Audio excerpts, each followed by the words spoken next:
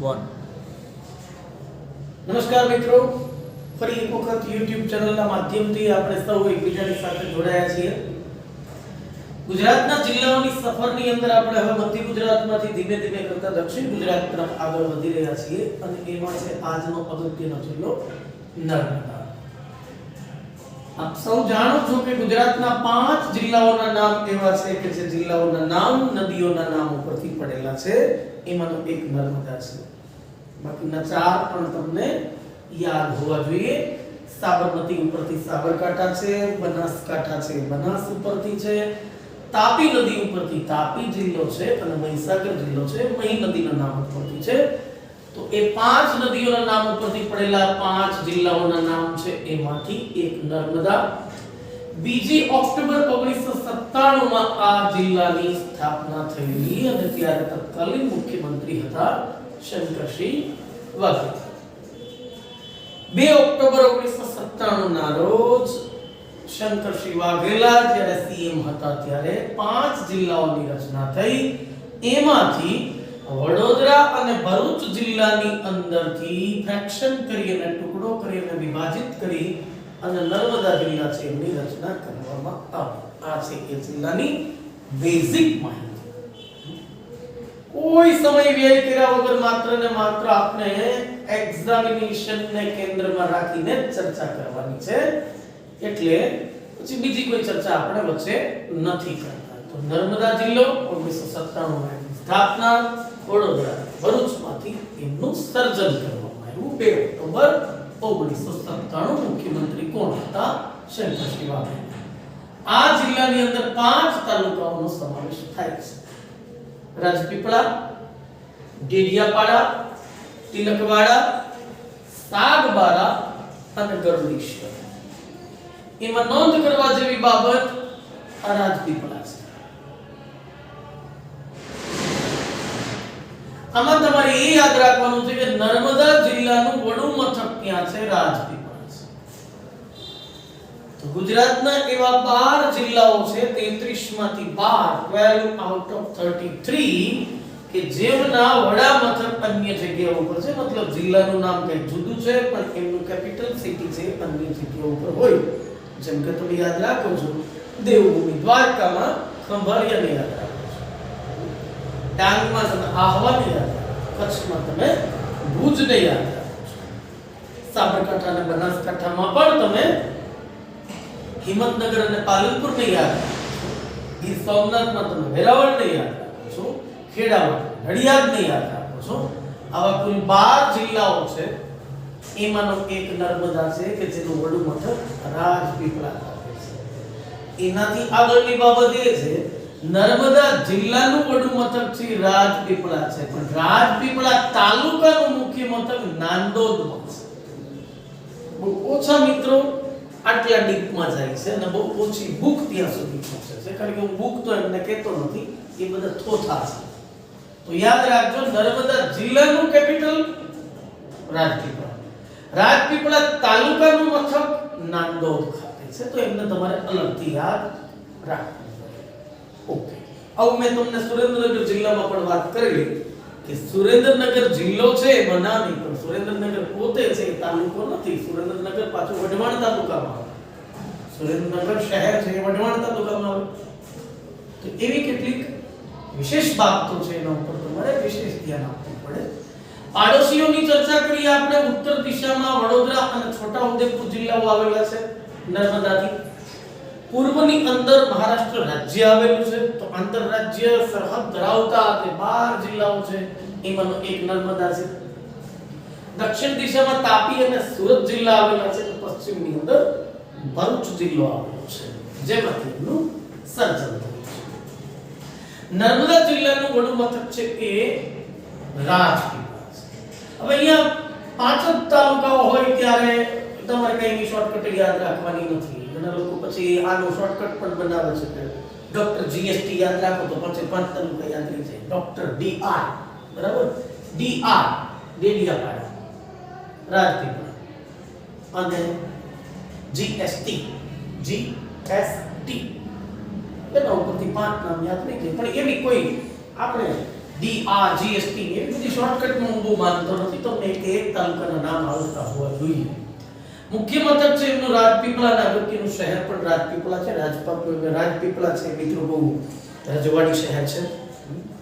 એમની પાસે કેટલાય કલાત્મક નમૂના છે. પહેલી વસ્તુ નોંધી લ્યો, કરજણ નદીના કાંઠા ઉપર આવેલું છે. તો રાજપીપળા કઈ નદીના કાંઠા ઉપર છે? કરજણ. અહીંયા 1000 બારીવાળો મહેલ છે, એ બહુ પ્રખ્યાત છે. કયા સ્થળ ઉપર 1000 બારીવાળો મહેલ આવેલો છે? આ પ્રશ્ન ભૂતકાળમાં પૂછાઈ ગયો છે. રાજવંત પેલેસ અહીંયા બહુ જાણીતો છે. એક પદ્મા વિલાસ અથવા તો પદ્મા પેલેસ કે જે રાજા ઇન્દ્રજીત અને રાણી પદ્મિની સાથે જોડાયેલો છે, એવો પદ્મા પેલેસ જેને પદ્મા વિલાસ તરીકે ઓળખવામાં આવે છે, એ પણ બહુ પ્રખ્યાત છે. વડિયા પેલેસ પરીક્ષામાં પૂછી શકાય. વડિયા પેલેસ ક્યાં આવેલો છે? રાજપીપળામાં આવેલો છે. વિજય પેલેસ ક્યાં આવેલો છે? રાજપીપળામાં આવેલો છે. તો સ્વાભાવિક છે આ રજવાડી શહેર છે તો અનેક મહાલયો છે અહીંયા આવેલા છે. ઇમારતી લાકડા માટે રાજપીપળા ખૂબ પ્રખ્યાત સેન્ટર છે. સંખેડાની જેમ ઇમારતી લાકડું છે એટલે માટે રાજપીપળા ખૂબ પ્રખ્યાત છે. હરસિદ્ધિ માતાનું મંદિર અહીંયા આવેલું છે અને હરસિદ્ધિ માતાના મંદિરે નવરાત્રીનો મેળો ભરાય છે. એક પણ માહિતીને તમારે છોડવાની નથી. હરસિદ્ધિ માતાનું મંદિર ક્યાં છે? રાજપીપળામાં છે.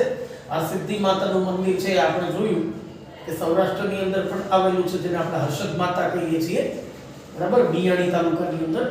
પણ અહીંયા પણ એક હરસિદ્ધિ માતાનું મંદિર આવેલું છે જ્યાં નવરાત્રીનો મેળો ભરાય છે. શૂરપાણેશ્વર મંદિર આવેલું છે. શૂરપાણેશ્વર મહાદેવનું મંદિર બહુ પ્રખ્યાત છે, એ પણ અહીંયા નજીકમાં આવેલું છે. અને થોડેક દૂર ચાલશો એટલે આ શૂરપાણેશ્વરના નામ ઉપરથી એક અભયારણ્ય છે જેનું નામ છે ડુમખલ અભયારણ્ય. જો મિસ્ટેક ન થાય, શૂરપાણેશ્વર અભયારણ્ય કહો તો પણ ભલે અને ડુમખલ અભયારણ્ય કહો તો પણ ભલે. શૂરપાણેશ્વર મહાદેવનું મંદિર એ આવેલું છે નર્મદા નદીના કાંઠા ઉપર. ડુમખલ અભયારણ્ય છે એ શૂરપાણેશ્વર અભયારણ્ય અને એ ડેડિયાપાડા તાલુકાની અંદર આવેલું છે અને રીંછ માટે બહુ જાણીતું છે. કે આ પ્રાણી માટે એટલે કે મુખ્ય પ્રાણી કયું છે એ પણ યાદ હોવું જોઈએ. રીંછ માટેનું આનું નામ ડેડિયાપાડા અભયારણ્ય પણ છે, ડુમખલ અભયારણ્ય પણ છે અને શૂરપાણેશ્વર અભયારણ્ય પણ છે. સાતપુડા પર્વતમાળામાં આવેલું છે. તો કઈ પર્વતમાળામાં આવેલું છે? સાતપુડા પર્વતમાળા. સાતપુડા પર્વતમાળા છે એમનો પશ્ચિમનો ભાગ આપણા નર્મદા જિલ્લા સુધી પહોંચે છે. ભારતના ભૂગોળની અંદર આપણે એમનો પણ અભ્યાસ કરીશું. સાતપુડાની પર્વતમાળા છે છેક મધ્યપ્રદેશ અને છત્તીસગઢ ઝારખંડ પાસેથી શરૂ થાય છે અને ઊભા પટ્ટાની અંદર ભારતના મધ્ય ભાગની અંદર છે એ સતત આપણા ગુજરાત સુધી પહોંચે છે. તો સાતપુડાનો આ ભાગ છે. ખાસિયત કઈ છે આ અભયારણ્યની કે વિસ્તારની? અહીંયા તમને 575 પ્રકારની પ્રજાતિના ફૂલ છોડ એટલે કે ફૂલ ઝાડ મળી આવે છે. more than 575 species flowers ની અને plants ની તમને અહીંયા મળે છે. અહીંની ખાસિયત છે ભૂખરા ટપકાવાળી બિલાડી જે 1991 થી મળી આવી છે. એક વિશેષ પ્રકારની બિલાડી કેટ કે જેના શરીર ઉપર ભૂખરા ટપકા છે એ અહીંથી મળી આવે છે. વાંસ માટે પ્રખ્યાત છે. એનો રંગ રાખોડી હોય છે. તો રાખોડી રંગનો બ્રાઉનિશ એક જંગલી મુર્ગો અહીંથી જોવા મળે છે. રાતો મુર્ગો અહીંયા જોવા મળે છે. કલગી વાળો ગરુડ ગુજરાતમાં ફક્ત અહીંયા જ તમને જોવા મળે છે, બીજે ક્યાંય જોવા નથી મળતો. અને મચ્છીમાર ઘુવડ. ફરીથી કહું છું, ચોથાઓ તમારે ફેરવવાની છૂટ, બહુ તમને આ માહિતી નહીં મળે. જંગલી મુર્ગો ક્યાં જોવા મળે છે? રાતો મુર્ગો ક્યાં જોવા મળે છે? કલગી વાળો ગરુડ ક્યાં જોવા મળે છે? મચ્છીમાર ઘુવડ ક્યાં જોવા મળે છે? તમને ડુમખલ અભયારણ્યની અંદર જોવા મળે છે. મોટે ભાગે આપણને એવું પકડાવી દેવામાં આવે છે ડુમખલ અભયારણ્ય છે નર્મદા જિલ્લામાં આવેલું છે, રીંછ માટેનું અભયારણ્ય છે. વાત પતી. એમ કરીને છટકી નથી જવાની. એની અંદર રહેલી નાનામાં નાની માહિતી છે એમને પણ તમારે આ પ્રશ્નને ફેરવીને તમને પ્રશ્ન પૂછે કે જંગલી મુર્ગો, રાતો મુર્ગો કે કલગી વાળો ગરુડ એ ક્યાં જોવા મળે છે ગુજરાતમાં, તો સાહેબ દુકાન બંધ ન થઈ જાય ધ્યાન રાખજો. ડુમખલ અભયારણ્યમાં ડેડિયાપાડા તાલુકામાં. રાજપીપળાની નજીક જ પાંડોરી માતાનું મંદિર આવેલું છે. એક્ઝેક્ટ પ્લેસ છે એ દેવમોગરા છે.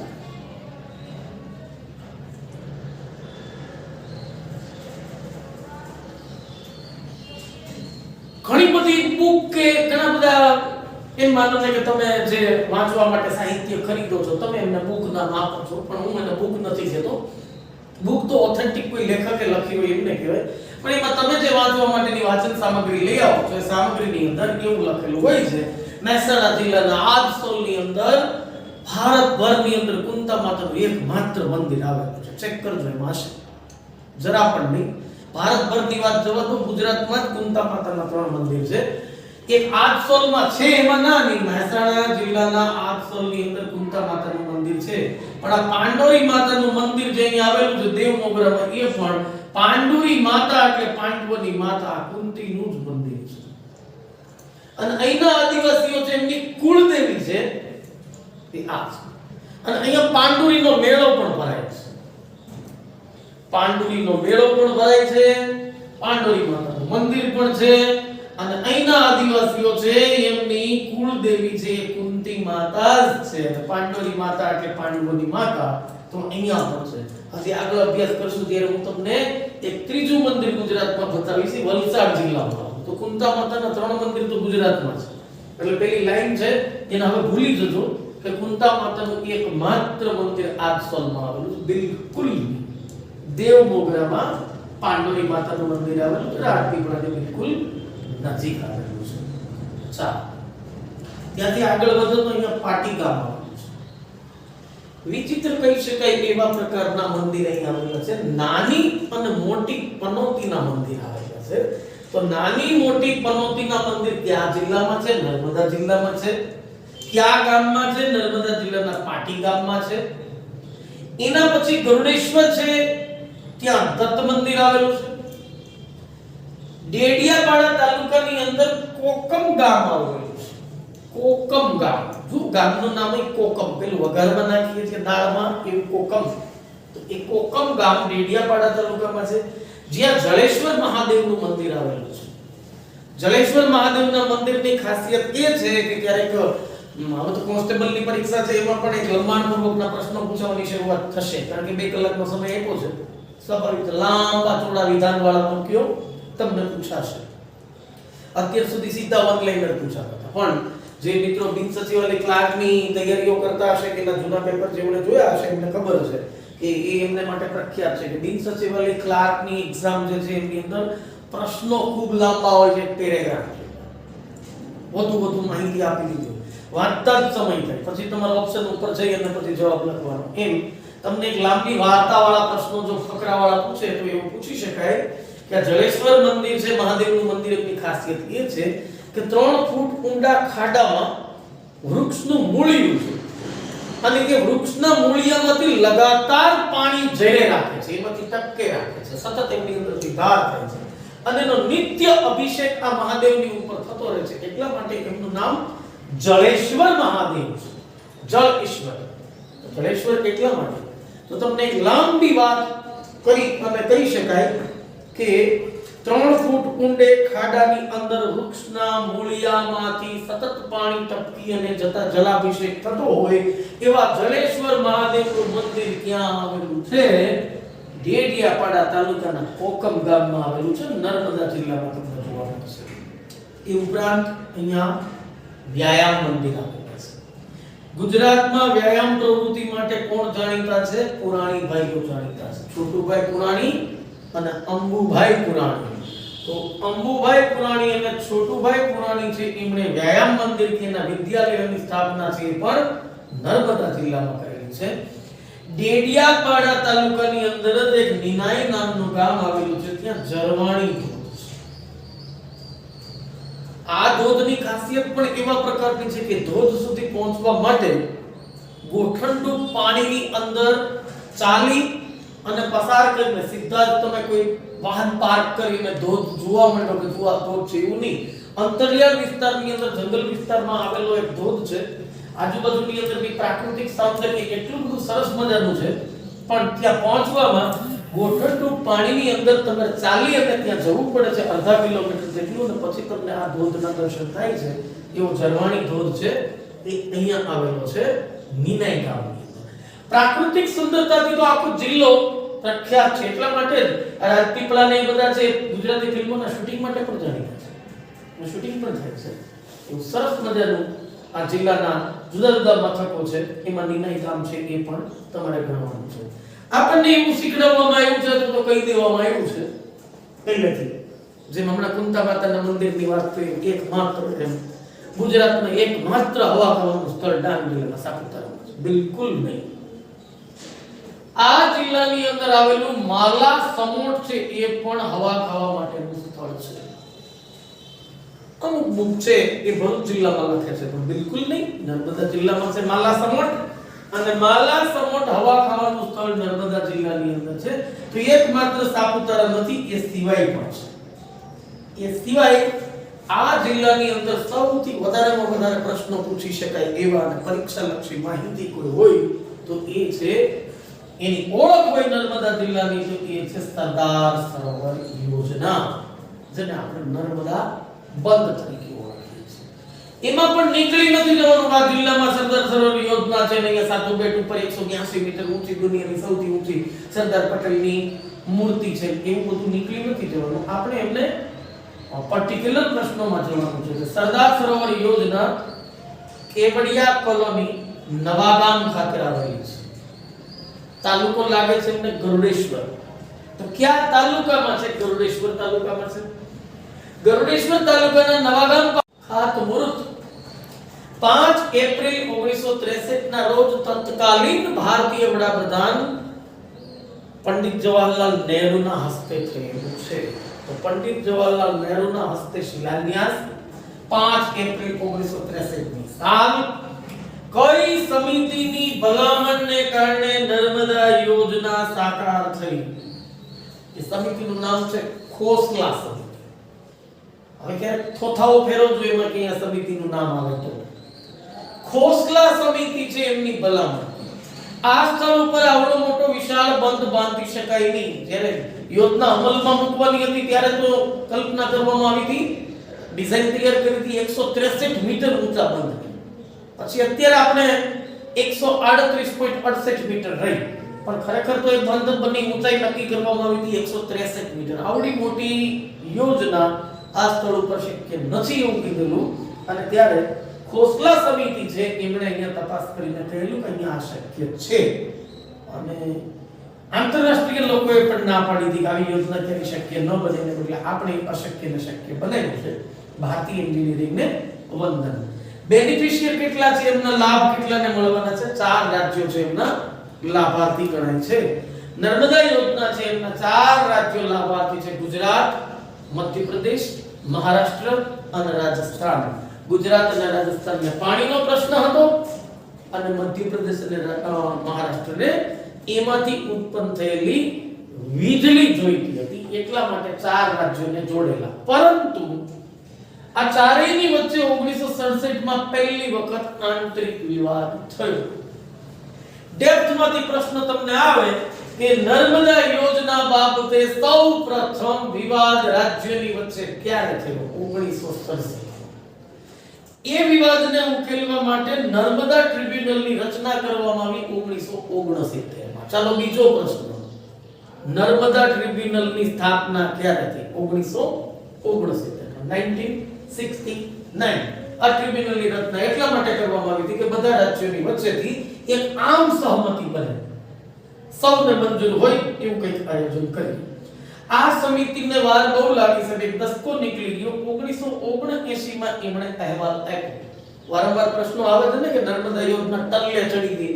ટલ્લે એટલા માટે ચડી ગઈ, કોઈ ચડાવી નહોતી, આક્ષેપો ખોટા છે, તમે કામ ન કર્યું, અમે કામ કર્યું, એવું કંઈ છે નહીં.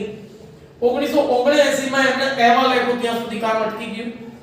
અહેવાલની અંદર માત્ર હજી વાત કરી કે ભાઈ સમાધાન થઈ ગયું છે. ત્યાં પાછી એક જ વર્ષમાં 1980 માં કેટલાક પર્યાવરણવિદોએ આ યોજનાને કારણે પક્ષીઓને, પ્રાણીઓને, જંગલ સંપદાને, આદિવાસી વિસ્તારને, આ બધાની નૈસર્ગિકતાને, એમને બધાને નુકસાન થાય છે, એ મુદ્દા ઉપર વિવાદ થઈ ગયો. એ વિવાદની શરૂઆત કરનાર વ્યક્તિ હતા બાબા આમટે અને મેઘા પાટકર. પાછળથી એમની અંદર અરુંધતી રોય પણ જોડાયા. આ અરુંધતી રોયને પણ તમે ઓળખો છો. હા, તો પર્યાવરણવિદ છે એનો વિવાદ થયો 1980 ની અંદરથી, જે પર્યાવરણના મુદ્દા ઉપર કે આ યોજનાને કારણે કુદરતી સંપદા છે ને એના જંગલોનું ડૂબાણ થશે, એને કારણે ડૂબી જશે, એ સિવાય એની આદિવાસી સંસ્કૃતિને નુકસાન થશે, પક્ષીઓના પ્રાણીઓના નિવાસસ્થાનના પ્રશ્નો ઊભા થશે. તો એ માટે આ યોજનાને અટકાવવા માટેના પ્રયત્નો શરૂ થયા, જેમાં અગત્યનો ફાળો હતો બાબા આમટેનો, મેઘા પાટકરનો અને અરુંધતી રોય પાછળથી એમાં જોડાયેલા. અરુંધતી રોયની ફરી એક વખત તમને ઓળખાણ આપી દઉં કે આ વ્યક્તિ બહુ જાણીતી છે. ભારતની સૌપ્રથમ બુકર પ્રાઇઝ વિજેતા મહિલા છે કે જેમને ગોડ ઓફ સ્મોલ થિંગ નામના પોતાના પુસ્તક માટે બુકર પ્રાઇઝ બહુ પ્રખ્યાત છે આંતરરાષ્ટ્રીય એ આપવામાં આવેલો.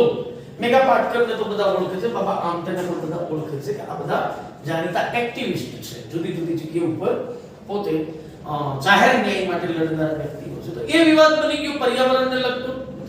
1987 માં એનો સંકેલો કરી અને કેન્દ્ર સરકારે લીલી ઝંડી આપી દીધી, ગ્રીન સિગ્નલ આપી દીધું કે ભાઈ આ યોજનાને આગળ વધારો. પરિણામે તાત્કાલિક રીતે 1988 ની અંદર સરદાર સરોવર નર્મદા નિગમ લિમિટેડની સ્થાપના કરવામાં આવી. આ પ્રશ્ન પણ વન લાઇનર તરીકે તમને પૂછી શકાય.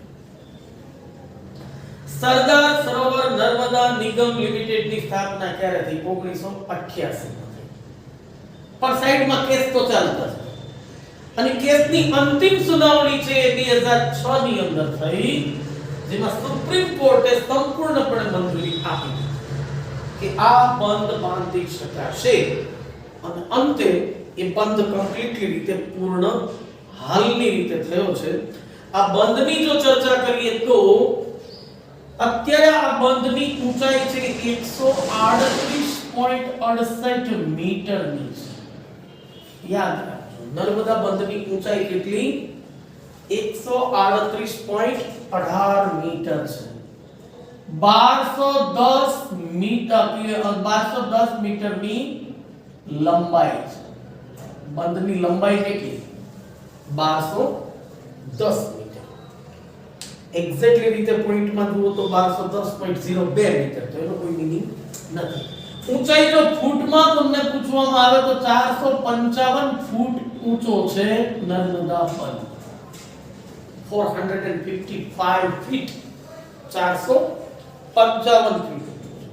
વર્લ્ડ બેંકની લોનથી આ બંધ છે એમને સંપૂર્ણપણે પૂર્ણ કરવામાં આવેલું છે અને બંધની ઊંચાઈ ભલે આપણે 163 મીટરમાંથી ઘટાડી છતાં પણ દુનિયાનો એ વિશ્વનો ત્રીજા નંબરનો ગ્રેવિટી બંધ છે.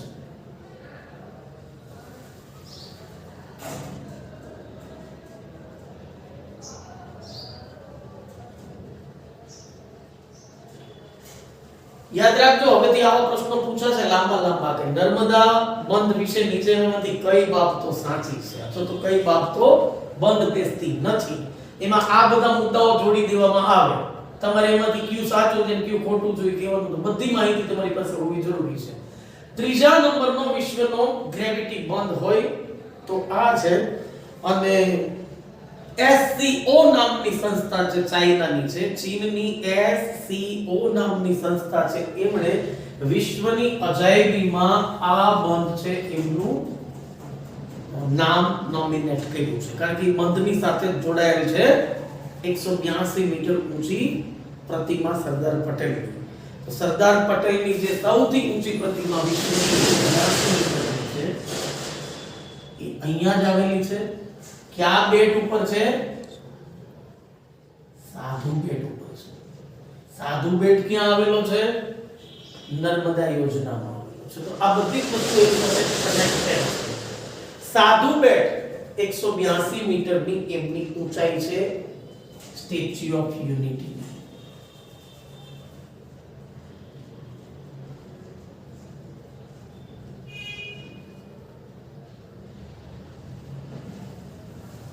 સમગ્ર ભારતને એક કરવાનું કામ જેમણે કર્યું, એકીકરણનો ઇતિહાસ તપાસો તો એવા ભારતના બિસ્માર્ક, લોહ પુરુષ, iron man of India, Sardar Vallabhbhai પટેલની મૂર્તિ અહીંયા 182 મીટર ઊંચી પ્રસ્થાપિત કરવામાં આવી છે અને એ સ્થળ છે સાધુ બેટ.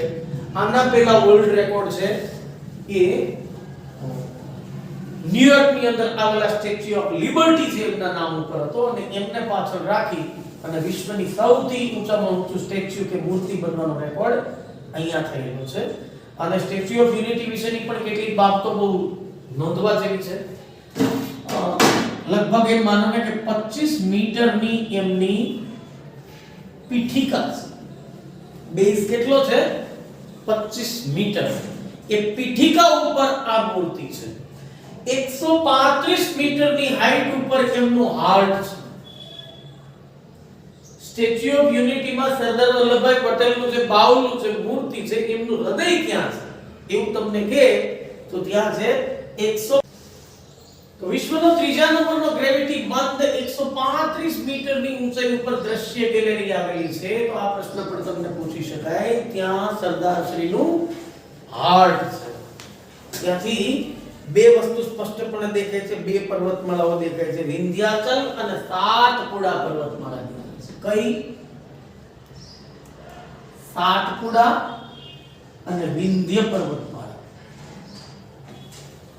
દ્રશ્ય ગેલેરીમાંથી કઈ બે પર્વતમાળાઓના દર્શન થાય છે? વિંધ્ય પર્વતમાળા અને સાતપુડા પર્વતમાળા છે તે અહીંથી સ્પષ્ટપણે જોઈ શકાય છે. ઈસવીસન 2010 માં સ્ટેચ્યુ ઓફ યુનિટીનો સૌપ્રથમ વિચાર કરવામાં આવ્યો. આ પ્રશ્ન પણ પૂછી શકાય. 2010 ની અંદર એમનો વિચાર કરવામાં આવ્યો.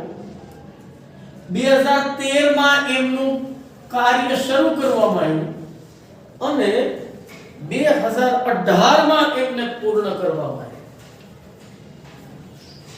તો સ્ટેચ્યુ ઓફ યુનિટી નો વિચાર ક્યારે કરવામાં આવ્યો? 2010 માં. કાર્ય આરંભ ક્યારે કરવામાં આવ્યો? 2013 માં. પૂર્ણ ક્યારે થયું? 2018 માં સમર્પિત કરવામાં આવ્યું અને એમાં કુલ ખર્ચ છે એ 2989 કરોડનો થયો છે. 2989. આવો સીધો પ્રશ્ન તમને કોઈ ન પૂછે કે સરદાર પટેલના યુનિટી આ સ્ટેચ્યુ ઓફ યુનિટી છે એમની અંદર કુલ કેટલો ખર્ચ થયો, એવો ડાયરેક્ટ પ્રશ્ન ન આવે. પણ સ્ટેચ્યુ ઓફ યુનિટી બાબતે નીચેનામાંથી કયા વિધાન સાચા છે? એમાં એક વિધાન આ પણ હોઈ શકે. 2989 કરોડનો ખર્ચ એમની અંદર કરવામાં આવ્યો છે અને આને વિશ્વની અજાયબીઓની અંદર ચીનની સંસ્થા સ્થાન આપે છે જેનું નામ છે FCO. સમગ્ર બાંધકામ છે એ L&T લાર્સન એન્ડ ટુબ્રો જેને આપણે કહીએ છીએ આ કંપની છે એમને એમનો એક અધિકાર આપવામાં આવેલો છે. તૈયાર કોણે કર્યું છે? L&T કંપની દ્વારા કરવામાં આવ્યું છે. તો આટલી વિગતો છે એ તમારી પાસે સાધુ બેટ વિશેની, કેવડિયા કોલોની, નવાગામ, સરદાર સરોવર યોજના, નર્મદા બાંધ આ બધી બાબતો છે એની ખબર હોવી જોઈએ. આમાં પણ એક યાદ રાખજો 138.68 મીટર પણ 455 ફૂટ. એવી જ રીતે અહીંયા જો ફૂટમાં પૂછે તો 597 ફૂટ થાય. ઇતિહાસના પ્રશ્નોમાં ઘણી વખત જે ઈસવીસન અને વિક્રમ સંવતમાં આપણને કન્ફ્યુઝ કરવામાં આવે છે એમ અહીંયા પણ એવું બને કે આ તો બધાને ખબર હશે 182 મીટર પણ તમને પ્રશ્ન ફૂટમાં આપે તો પ્રશ્ન જો ફૂટમાં પ્રશ્ન પૂછાય તો 597 ફૂટ ઊંચાઈ એ સ્ટેચ્યુ ઓફ યુનિટીની છે. આટલી વિગતો તમારે નર્મદા જિલ્લાની અંદરથી લેવાની છે. આગળના જિલ્લાની ચર્ચા આપણે આવતીકાલે ફરીથી પાછા કરીશું નવા વિચારોની સાથે, નવા જિલ્લાની સાથે અને નવા મિત્રોને આપણી સાથે જોડતા રહેજો. આગામી દિવસોમાં આપણે મેથેમેટિક્સ અને રીઝનિંગ ઉપર પણ કામ કરવા માટે જઈ રહ્યા છીએ જેથી તમને થોડુંક ચેન્જ મળે વિષયોની અંદર પણ અને આ તો સાથે ચાલુ રહેશે જ. તો આવતીકાલે ફરીથી મળીએ ત્યાં સુધી ગુડ બાય.